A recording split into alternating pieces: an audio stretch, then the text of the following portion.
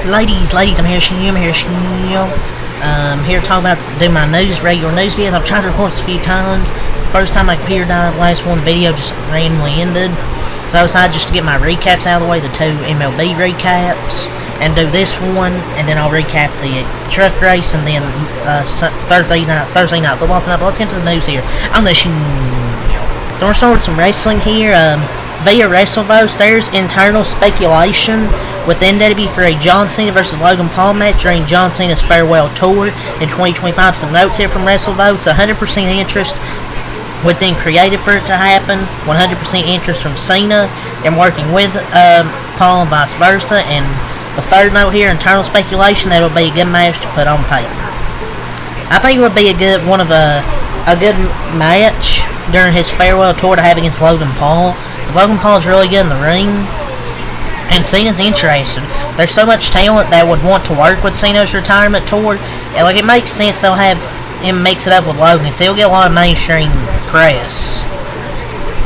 I really think it would. And it would be fun to hear him say fine speech to Logan Paul during a promo. That'd be fun, but I think it'd be a really good match. I know it'd be really good it's good for the business, make money. And Logan Paul's a great wrestler who will make John Cena, who's aging in his last year, look great. It would be a really good match. Tommy! So, via Corey Hayes, 407 on Twitter, really good follow, you should go follow him. And PWN reports, the Lucha Brothers have signed a multi-year deal with WWE and are headed to the main roster. I mean, they're going to straight to the main roster. And that was I don't know if it was their choice or WWE's, but the Lucha Brothers are known by basically everyone worldwide in the wrestling scene. There's no need to go to NXT. They're ready for I think they're ready for the main roster. And this is just what WWE's tag team division needs. They need a big boost, and I think this is a big way to boost them. The Lucha Brothers are fantastic. If you haven't watched any of their matches, I would recommend go watch their matches. They're really good. So, the Vince McMahon docu-series on Netflix is now less than 1 week away, so on Netflix, hopefully they show no mercy on him in that documentary, but I'm kind of curious to see how it plays out, but I don't know if it'll reveal much that we already don't know about. So, PWN reports, mid-card championships are in the works for the women's division in WWE. I mean, I swear, we've had this same report months ago, and probably ain't getting these until 2025 at a minimum. I swear, they say the same shit every month, and on these reports it never happens. But if it does happen, I'd like to see him put a mid-card title on Chelsea Green. If it does happen. But I won't believe it until I see it. Until this happens, I'm not going to believe it until they actually have mid-card championships whenever they do them. So, after Raw moves over to Netflix in January 2025, USA Network will give SmackDown an extra hour of TV via WrestleVotes. I think it's a W move, because Triple H with honestly the 3-hour shows are better than the 2-hour shows. Tommy, I don't know. I just like the 3-hour shows more. Gives more talent to. It allows Triple H to see more talent out there to do their things out there. So. That's just my opinion, though. I would say it's the other way around, because he shows more booking terror shows than 3 hours, because he barely gets time to feature everyone. Sometimes he has to cut segments. That's the reason why Raw has been better. Tommy! But yeah, I think it's a W move. I'm for SmackDown going to 3 hours. Why would people be against it? Quite literally no reason to me. If you don't like longer shows, then you don't have to watch the full show. And it gets more opportunities. You get some more decent mid-card stuff on the show, and women's stuff on the show. So I'm for it. I'm not going to talk about Mercedes Moné Megan Thee Stallion. Ken Shamrock has signed a Legends contract with WWE. You're getting a lot of these Legends signing Legends contracts with WWE lately. WWE has filed a trademark Harlem Lewis. So I wonder which newcomer will be named Harlem Lewis. I don't know. It sounds like a weird name. It is interesting, I guess, but I wonder who it's going to be. Tony Khan couldn't help himself. Ricochet versus Will Ospreay for the International Championship is officially set for the 5-year anniversary episode of AEW Dynamite on October 2nd, 2024 in Pittsburgh, PA. Maybe we can see multiple matches out of this, so I can't see it going to a draw, but if it doesn't, then stupid. No reason to do this match so soon without building to it. Even if it becomes a series, there's still no reason to do this so soon. It should be a fantastic match either way, but that's part one of my prediction I made for Ricochet, was that he would have an AEW International Championship match with Will Ospreay and then get lost in the shuffle. There's part one of my prediction. That's correct. I don't know. They could have built this match. Instead, the guys have been there 3 weeks, 3 matches, and already get a touch shot at the top. So, official Randy Orton vs. Javon Evans will take place on Tuesday, October 8th, 2024, episode of NXT on the CW. You know, it's in St. Louis. Randy Orton, Javon Evans, oh my lord, that's going to be a fantastic match. Javon Evans, he's really young, but he's a really good wrestler. It's going to be a good freaking match and probably one of the craziest RKO sales. But HBK booking NXT, man, it's just so good. Sexy Red's going to return to WWE for NXT on Tuesday, October 8th as well. I mean, see, I saw people complaining about it. I mean, I really don't care. Saturday night main event, WWE Saturday night main events they're bringing back will be airing live as a 2-hour special on Saturday, December 14th. Remember they had that back in the day? Well, they're bringing it back for Saturday, December 14th. Whew, wonder what should be on there. Well, you know they're going to stack this show. They are. So there was a lot of praise internally for Joe. There was a lot of praise internally for Joe Tessitore's work on commentary during this week's WWE Raw. VPW Insider, he's done a really good job improving me at a rapid rate. As Joe Tessitore, he's doing incredible. He's definitely improving at a rapid rate. Huge difference from last week to this week. He's doing really good.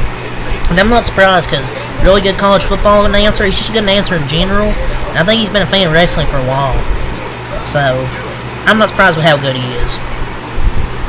Sheamus has officially signed a new deal with WWE. Not a surprise. Tommy! WWE guy for life. So I'm not surprised he's re-signed.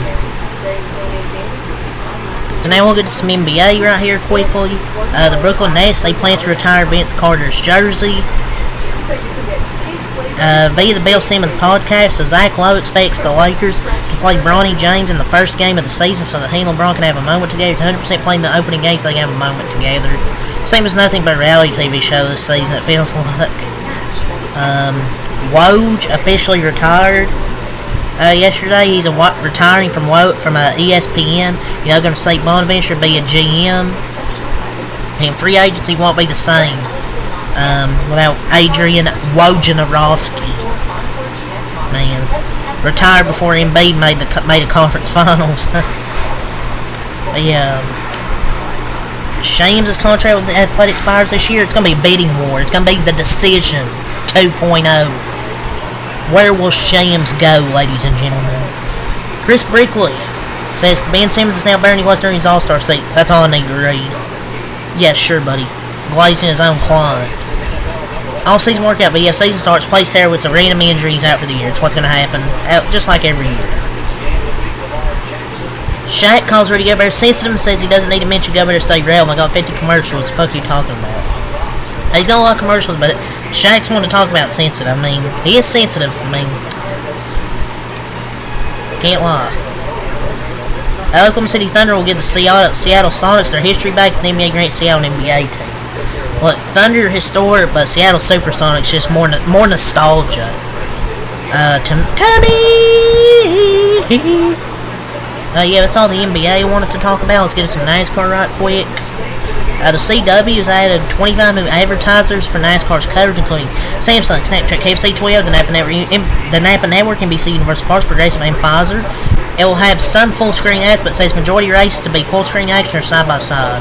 Man, the CW is going to knock this out of the park with it being. It'll have some full-screen ads, but majority of the races will be full-screen action or side-by-side, so we're not going to miss anything. Most side-by-side or full-screen action, I like it. I love this. So the motorsports viewership in the U.S. last week in NASCAR was way ahead of everything else. 1.809 million viewers on the USA Network for the NASCAR Cup Series. I mean, it's the best. I mean, NFL season and USA Network's not the best combo for success, you know, with on NFL Sunday, and most people. I mean, people have the USA Network, but I don't think everyone has it to where they can watch the race. So, with Thad Moffitt, due to lack of funding, he won't be racing as much as he had planned. However, he hopes to be on track as much as possible for the remainder of 2024. Well, it's a lack of talent, I'll say. Crash clauses are probably expensive. It's due to a lack of talent. Not just a lack of funding. That's a lack of talent for you, sir.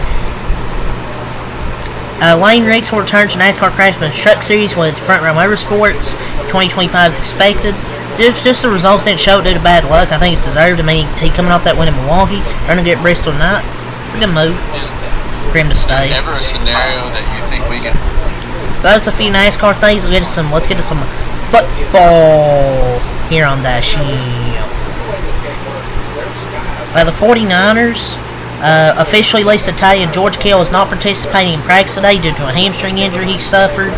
Man, they have so many injuries with McCaffrey, Samuel, Ricky Pierce, obviously where he got shot, George Kittle. There's so much bad luck for the 49ers with injuries and Ricky Pierce will get shot. But luckily, he's going to be able to come back this year. I mean, all those players will as well. But yeah, for the second straight day, the Titans officially released running back Joe Mixon as they did not practice due to his ankle injury. So out with an ankle injury. He's probably not going to play this week. Jermaine Johnson, Jets, they officially placed him on season-ending injured reserve. He tore his Achilles on Sunday at Tennessee. Man, they really need Hassan Ray to come back at any moment, whenever he wants to. Seahawks running back Kenneth Walker III missed practice for a second straight day. It looks like Zach Charbonnet start could be on the way. Another one per field Yates. I think Seahawks still in their game regardless. The Cleveland Browns rookie defensive tackle Mike Hall Jr. pleaded no contest Thursday to a charge for a domestic altercation earlier this summer.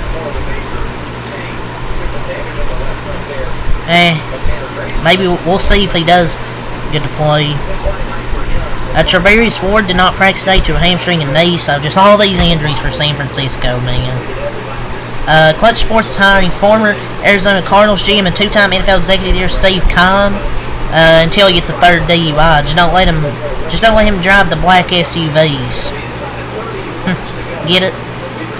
Chargers are listing QB Justin Herbert as a limited participant in today's practice. I think he'll still play this week. I don't think he's going to be out. I think he'll play this week. So Bengals wide receiver T. Higgins did practice today. Zach Taylor said so. Some positive news heading to their Monday night matchup against the Commanders. We are Commanders. Bum bum bum bum bum. So, despite what was projected to be a 3 to 4 week absence due to his knee injury, there's a chance that Packers QB Jordan Love can make it back in time to start Sunday at the Titans. I wouldn't be surprised if he plays this week. One source says definitely day by day, so it's a 50-50 at best. I mean, they should just rest him another week. Even with Malik Willis, they should be able to beat the Titans. The Titans really aren't going to be that good this year. Mike McGlinchey is on injured reserve. The Broncos' right tackle. He's going to miss at least 4 games. And makes him eligible to return in Week 7 against the Saints. Amon-Ra St. Brown was a full participant in practice yesterday, despite the quad injury, 7 versus the Bucks. So looks like he'll be good. Cowboys wide receiver, my boy C.D. Lamb. He didn't practice yesterday due to an ankle injury, so not good. Hopefully he's good to go this week though. A.J. Brown is expected to miss a couple of games due to his hamstring injury. He did not practice today, but he's going to be out for a few weeks. Jordan Love was a limited participant in yesterday's practice, so who knows if he'll be good to go this weekend. With Puka Nacua and Cooper Kupp each out, veteran wide receiver Quintez Cephas is now on the team. They've signed him from their practice squad. So yeah, it's really going to see for this NFL news. There's probably more from other accounts like Ian Rappaport and Mike Rothland show I didn't go over, but I'm almost the video limit over 15 minutes, and I'll do another NFL news tomorrow. So yeah, that's all I'm gonna say here. Until next time, have a lot. Peace.